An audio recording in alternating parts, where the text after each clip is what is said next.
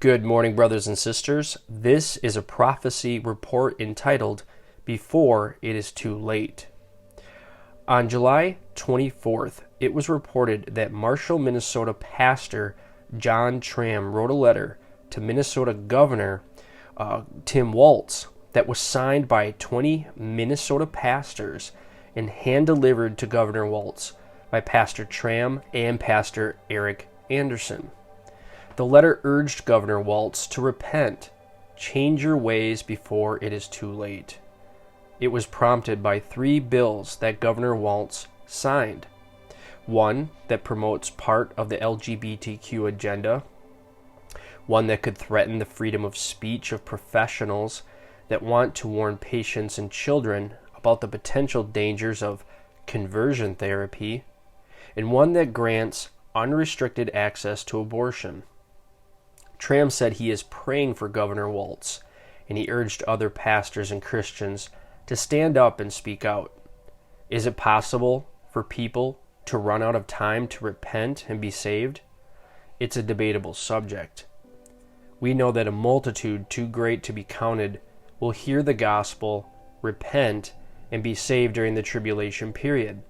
But when God shut the door in Noah's Ark, it was too late for multitudes.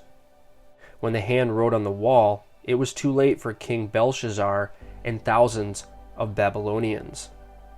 When a certain rich man decided to build bigger barns to store his bountiful crop, it was too late for him to do it. Not everyone agrees, but I believe that those that have heard the gospel but refuse to believe it, accept Jesus and repent of their sins, are running out of time to get saved before they are struck with strong delusion, like the blinding of the Jews or the hardening of Pharaoh's heart. The Bible clearly teaches that people need to be ready to go on a moment's notice, because the rapture could happen at any moment without warning, called the doctrine of imminence. The rapture will happen in the twinkling of an eye. The rapture will come upon the earth like a snare. People will perish for not receiving the love of the truth that they might be saved.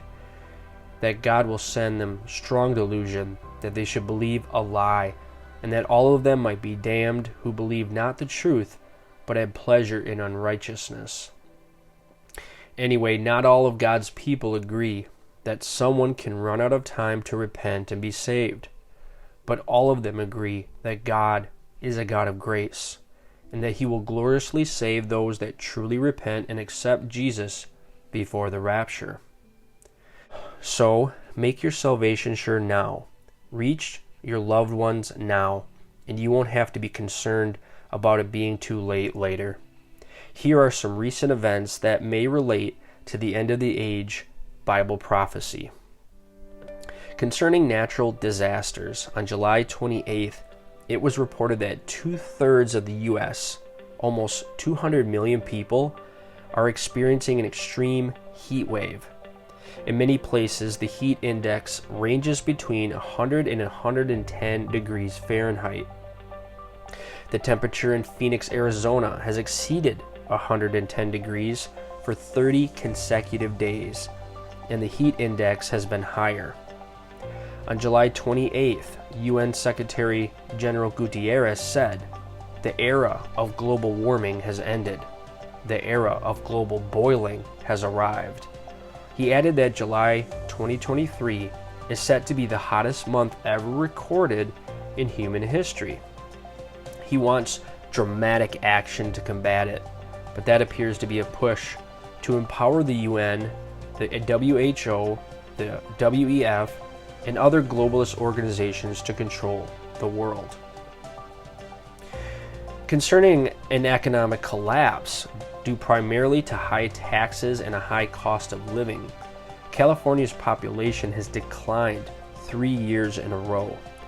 Businesses and jobs are leaving the state, and it's losing hundreds of millions of dollars of income from tax revenues every year. Concerning the right to buy and sell, in June of 2023, UK Brexit leader Nigel Farage was debanked, meaning the bank where he was banking canceled his accounts. Farage believes his accounts were canceled for political reasons, and he believed it was wrong for banks to have the ability to control people's access to their own money.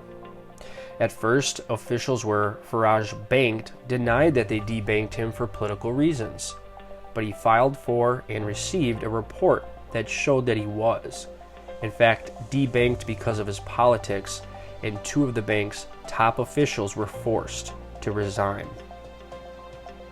It sounds to me like Farage was saying he doesn't believe politically correct bank officials should be allowed to deny people the right to buy and sell because their views are not politically correct. Students of Bible prophecy can see that this is headed toward the mark of the beast.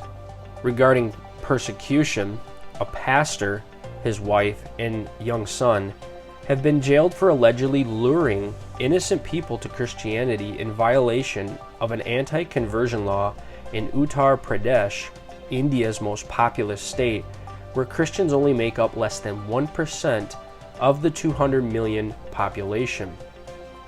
The pastor and his wife were arrested by the police and jailed along with their 3-year-old son on July 31st, after they were accused of hosting a prayer meeting in their home located in the town of Hadgarah. Even though the pastor had denied the allegation that he was luring innocent people to the Christian faith, the family was arrested for violating the Prohibition of Unlawful Conversion of Religion Act 2021. Their young son had to be jailed with them because in India, children up to 6 years old are frequently forced to live with their incarcerated parents, especially their mothers. Regarding the Mark of the Beast technology, an Australian intelligence agency is funding research to merge human brain cells with AI.